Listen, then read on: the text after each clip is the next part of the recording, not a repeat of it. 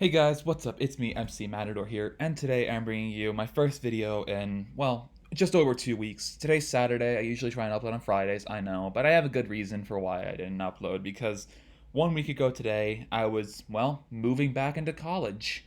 My sophomore year is now upon me, and I gotta get back into the grind of things for school. But, just because, I don't want the channel to die off quite yet, I'm gonna be doing something that I just thought of on a whim, and I was like, you know what? Might be interesting because I've kind of been thinking a lot about change. Just, being quarantined gives me a lot of time to think. Gives me a lot of time to assess and not a lot of time to ride coasters, sadly, so I don't really know how these hold up. But I've just kind of been thinking about things, and one thing I thought of is just younger me. I'm For a little context, you see the title, my 2016 bucket list revisited. Just a little context, in April of 2016, kind of when it was around the prime of my channel, I was uploading consistently. I didn't have as much to worry about. Maybe I wasn't as the same person back then, but that also can be indicative of my channel. And I just didn't have as much on my plate because picked up a job. But after that, this was before I had a job. This was before I started doing a lot of AP courses. Before the whole college thing. Before making more friends and talking to them on a regular basis.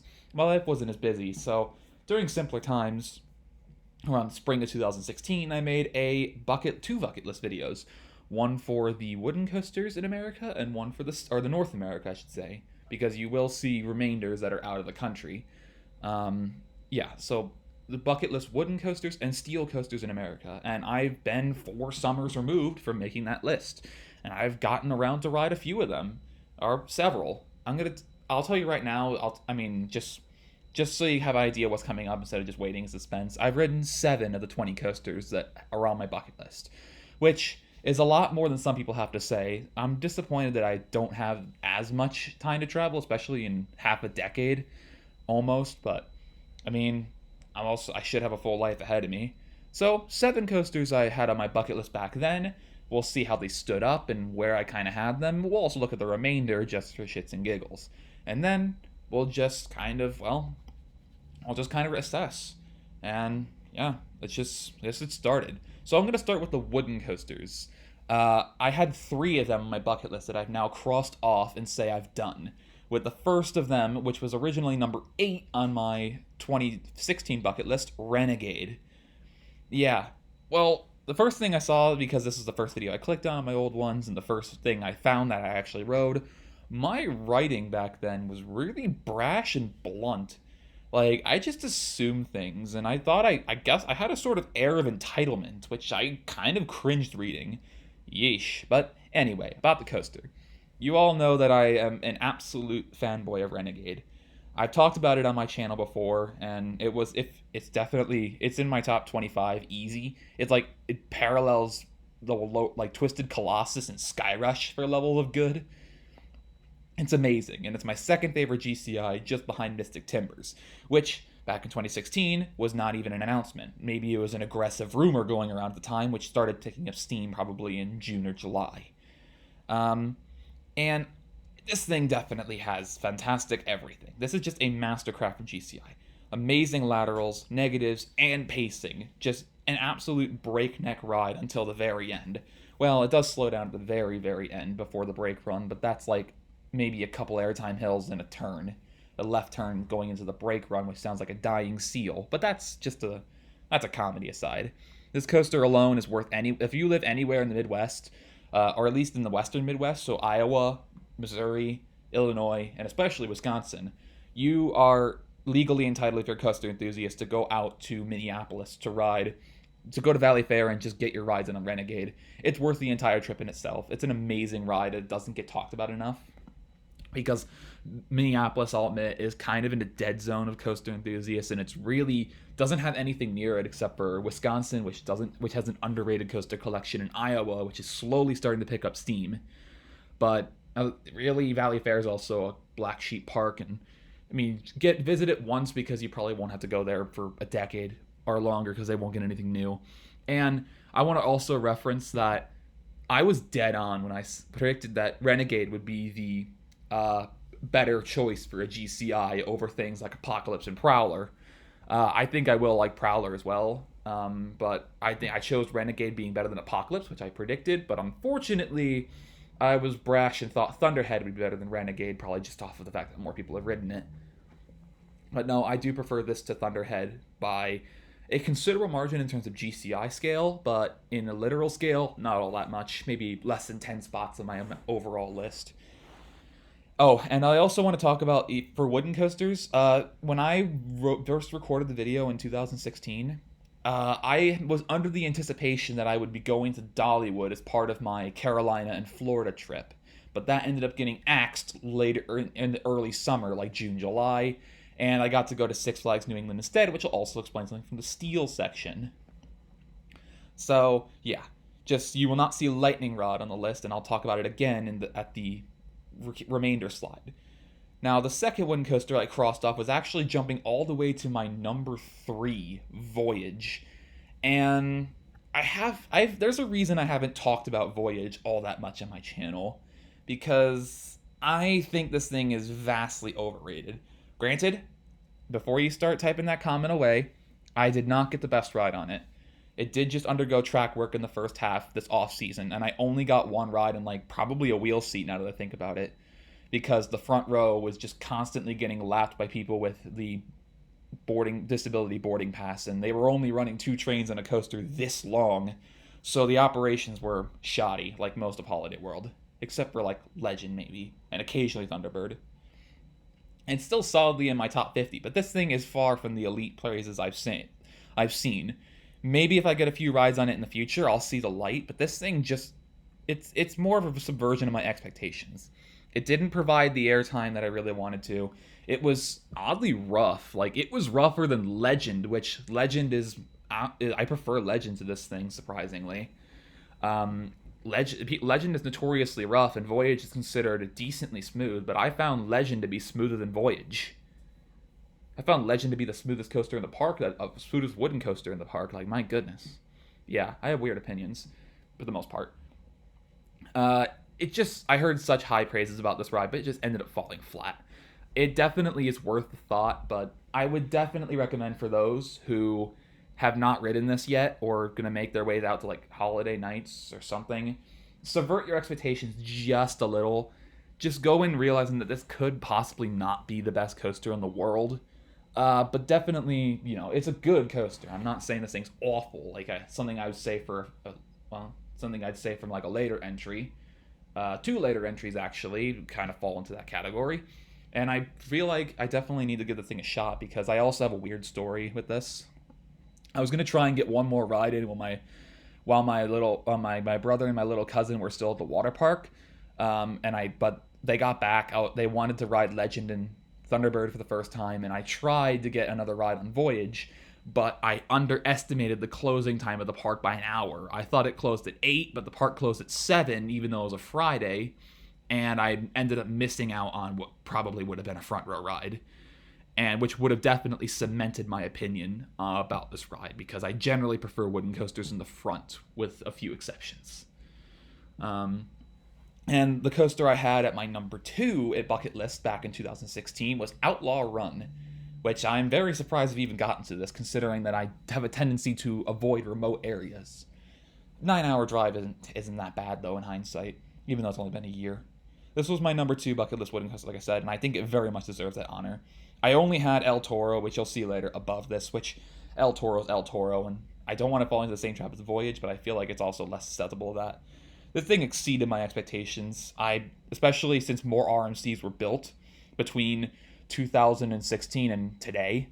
I mean, I've gotten to ride different kinds of Titans in the RMC world, but I mean, I'd ridden, Twisted Colossus, Wicked Cyclone, which you'll see later, Storm Chaser, which you'll see later, Steel Vengeance even, which wasn't even it was just a pipe dream back in 2016, until about August when Mean Street closed for good and Richard Michael Crosby or whatever became a thing. Outlaw Run was the OG RMC when it comes to this kind of stuff, and it was a crazy ride from start to finish. It currently is in my top 10, and this thing also, just to say I talked about this thing has one of the best finales you've ever gotten on a coaster. That double barrel roll, ascending almost in the back, is just out of this world. And the airtime and laterals and intensity is really good throughout the rest of the ride. It runs a little rough considering it was 6 years old when I rode it, and topper track is wood and not steel. So, but generally, this thing is absolutely fantastic and deserves every spot of praise it gets in my top 10. So, what didn't make it? What haven't I ridden? Oddly enough, for wooden coasters, there's a lot of coasters that were just in smaller or more obscure parks. And not really major parks. I had the Coney Island Cyclone number 10, which is probably because of sentiment. Hades 360, which I'm surprised I still haven't gotten to because I can probably get there, ride it several times, and then go back home in the span of one day. I'm not far. I'm from Chicago. I'm not far from the Dells. Ravine Flyer 2, which I have not gotten anywhere near. Been to Cedar Point, but I've never gone that far. Gold Striker, which I missed an opportunity to ride. I was originally supposed to go to NorCal in 2018, but it did not happen as we decided to cut costs for that year instead, and my mom and my mom and her father decided to go to Hawaii instead. So, but I got to go to Cedar Point and Boston for the second time. Boulder Dash, we chose to go to Canobie Lake over Lake Compounce in the 2018 Boston trip. So I just decided I missed out on Boulder Dash. Phoenix, it's in the middle of nowhere, Pennsylvania. So I have not really explored that much of Pennsylvania yet. Still haven't done Kennywood, Dorney, Phoenix, or Knoebels, Valdemar. Haven't done much of anything inside of Pennsylvania. Got to really explore that state. And then obviously El Toro, which I mentioned already. The three wooden coasters I'd probably put on my list now, considering everything. I have been on Lightning Rod, which would definitely have been number one, had I not assumed I was going to ride it in 2016. I probably wouldn't have because of all of its maintenance issues. But I got to ride it in 2019, and it definitely delivered. It would have been. I don't know if it would have been number one or number two, because definitely would be Outlaw Run, but I don't know if I would have preferred it over El Toro from the way it looked. But my three coasters I put now, two of them would have been probably in the top 15, and Prowler, which I mentioned, which I really get excited about because Prowler looks amazing, and Shivering Timbers, which is a coaster that's also within a weekend trip drive of my place. But that's Michigan's eventually will not open for 2020 because Michigan is interesting political war zone. Not gonna get on that. And then the new kid on the block for wooden coasters I'd ride is Texas Stingray, which I think will give Renegade a run for its money. And maybe even Gold Striker. It's a really good GCI, and I would love to get to Texas anytime and ride it. So, on to the Steel. My number 9 bucket list Steel, we're kind of jumping around, was X2. And this one was weird. I've heard it's always been a reputation of the coaster to have just completely mixed reviews. And I've talked about this coaster on here several times. This is a coaster that I rode only once, sadly, because my gathering 15 credits in a day at a slow ops Magic Mountain, because Magic Mountain isn't all that great. It's good, but not great. You'll see that in my parks countdown if you watch that. I generally fall close to the tractor side of the divide of X2. I don't find it to be as good as everyone says, and I find it to be too situational. You need to ride an inside seat, which already takes away half the experiences. I rode an inside seat the first time, and I think my brother rode in an outside seat, and he did not like the ride at all when I was okay with it. And I know every re-ride will result in a different opinion, so I'll probably have to ride this thing dozens of times, maybe even hundreds, to get down my opinion. But unfortunately, LA is very far from Chicago. It's just the Midwest as a whole. So I will not be back to SoCal for a while. I don't know if I do SoCal again over NorCal for the first time.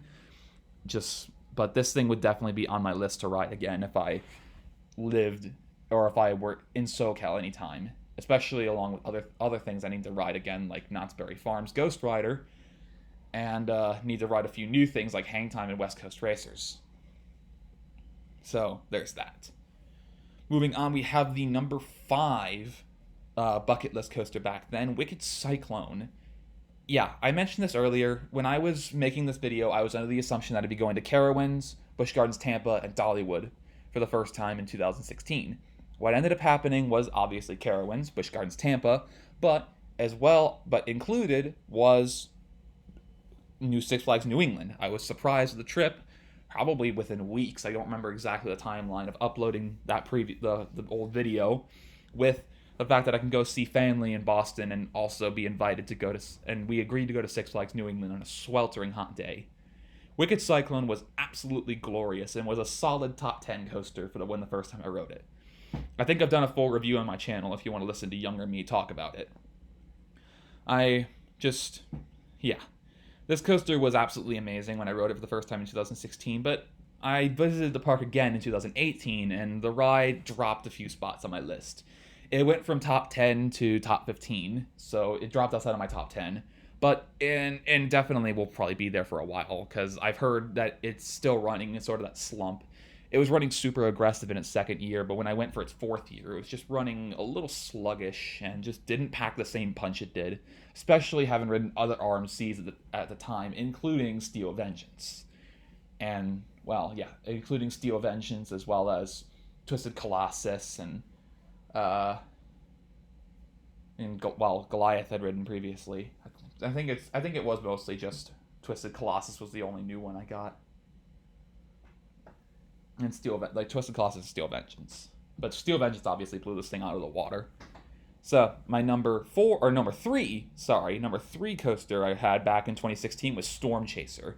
This thing wasn't even open when I made this list, and I somehow knew that it was going to be an elite steel coaster before it even opened to the public. It looked kind of sluggish in its first year, but then Kentucky Kingdom turned the maintenance up to 11, put some super greasy polyurethane wheels in this thing, and now this is this pound for pound the most aggressive RMC coaster in the planet. Maybe not compared to Zadra. I've heard things about Zadra, but yeah, this thing is just absolutely aggressive. It tries to throw you and your belongings out of the seat at every element, and yeah, I've already sung my praises about this thing. I don't think I've done a full review of this thing on my channel yet. I did for Lightning Rod, but not this. And I also want to mention that unranked at that list, Lightning Run definitely was better than some of the stuff that I put on there. And how it wasn't on my list, I don't know. I guess it just flew so far under the radar that it missed my thing, which, if I predicted Storm Chaser was going to be super good, I guess I have a snuff for talent. So, yeah. Storm Chaser is absolutely amazing. You need to go to Kentucky Kingdom to ride it, but hold off till 2021 because they're supposedly getting a Wonder Woman Raptor clone. And that's really about it. That's all I have. Oh, no, never mind. Oh, crap. Sorry about that. I had one more. This was my number one bucket list steel coaster behind Fury 325, which I would ride, many times later that year. But this was my number one bucket list back in 2016 in North America. Yikes. Holy hell. This thing just is a neutered, hollow, mired in tragedy. Oh my goodness. If I rode this coaster if I somehow was my age and went back to 2002 and rode this thing in its original glory, this thing would be absolutely incredible and would probably be one of the best coasters I've ever ridden. But now, once it went to Bizarro and then back to Superman the Ride, it has the ungodly U-brick lap bars, which are the single worst restraints I've ever had to put my ass into. And, oh my goodness, it just kills the airtime, it kills the comfortability, it makes the ride, I can't see any of the positives of the ride, and the negatives are constantly on your lap, literally. So, this thing is such a tragedy, and I didn't realize what the restraints were when I rode this coaster when I was going to end up going back to this coaster in 2016. It also happened to have VR during my first visit. It was back in that ambitious but rubbish experiment. And, oh boy, this whole thing was just a mess to get on. And I still think it's a good coaster, but I just don't like it. This thing is just begging to be put down. The trains are an abomination. It should stay up. It just looks better. It looks better than it rides. It's a beautiful coaster, but Jesus Christ. My thighs are still recovering from this. They're pound for pound the worst restraints in all of America. Hell, even the world. Like, I'd probably prefer a Togo restraint on this thing over a freaking over whatever it has now. The U-brick is just awful. And okay, I said I promise to keep it short. So just to recap for steel coasters, let's look at the remainders. My number 10 was King Ka because I was going to do Top Thrill Dragster, and also child me wanted to ride the tallest and fastest thing perpetually, followed by a bunch of RMCs and New Texas Giant, Joker, and Medusa Steel Coaster, and as well as 2 Giga Coasters, Leviathan and Intimidator 305. Probably, if just barring 2020, because 2021 looks freaking amazing for coasters, for steel coasters at least in America. If I were to do just a 2020 version of this, Mako, Orion, Twisted Timbers, and probably Candemonium would make the list of my bucket, or would make my bucket list. Candemonium is probably the one most in limbo, but definitely would include Orion, Twisted Timbers, and Mako. Those things just look utterly phenomenal, and would love to get on anytime. But if 2021 were included, I think Orion and Candemonium would get booted for Velocicoaster and Iron Gwazi. Velocicoaster being the rumored, or the already under construction, more like it, Intamin Blitz going to Universal Studios Orlando. Which it looks really good, and I think it basically will be the American Terran. So I'm really excited for that. So in conclusion, like I said, I only crossed off 7 out of the 20 bucket list coasters in my list over 4 years, despite basically, I'm pretty sure from 2016 to now, I've over doubled my credit count. I hit 100 in 2016. So before the year even started, picking up credits from the remainder credits from Cedar Point, then hit Six Flags New England, Carowinds, and Busch Gardens Tampa, I probably only had like 80 to 90 credits. I'm now at 187. So I've over doubled my credits since then, but I've only been on 35% of my bucket list coasters. But hey, this is a matter of keeping my privilege real. I know that there are some coaster enthusiasts who haven't gone anywhere. They just live in a constant mire of dreams, and that's just it, dreams. Maybe they're really young, like I was back then. I mean, when I made that video, I was 15, and when I made that video when I was 15, and I was definitely a trapped dreamer at that point. I just didn't have much to do. Assholes. Sorry if you heard that. People seem to have a car thing over here. And it happens to be, my dorm looks over the main road, so yikes. And, I definitely welcome the journey over time. I'm not expecting to complete a world adventure in 5 years, especially as a teenager. It's about keeping your expectations and privilege real. I'm more just interested in gauging my opinions over time and just relentlessly mocking my younger self for either false hope or anti-derivative ambitions or just bad opinions overall. I still beat myself up beat younger me up for thinking Daredevil Dive is a top 10 coaster. Yeah, that's one of the better gaffes on my channel. So, on that note, I thank you all for watching. If you made it this far, consider leaving a like, comment, or subscription. It means something, I guess, especially since I've been losing subscribers as of late because people realize, oh, who the hell is this guy? And then just click off and leave me forever. It doesn't hurt, I promise, but just, I need some kind of thing. If I'm doing this to nothing, it's just, there's no point in doing it. So if you want me to keep making content, show your support. And yeah, I hope you guys have a great insert unit of time here. For those who are starting school, whether it be middle school, high school, college, or those who might not even be in school at this point, good luck to whatever you're doing. I know I'm going to be getting through my sophomore year of college, and it'll be a journey, much like this whole pandemic and much like just this whole history of coaster enthusiasm. Stay safe. This pandemic is far from over. And as always, I wish you guys peace.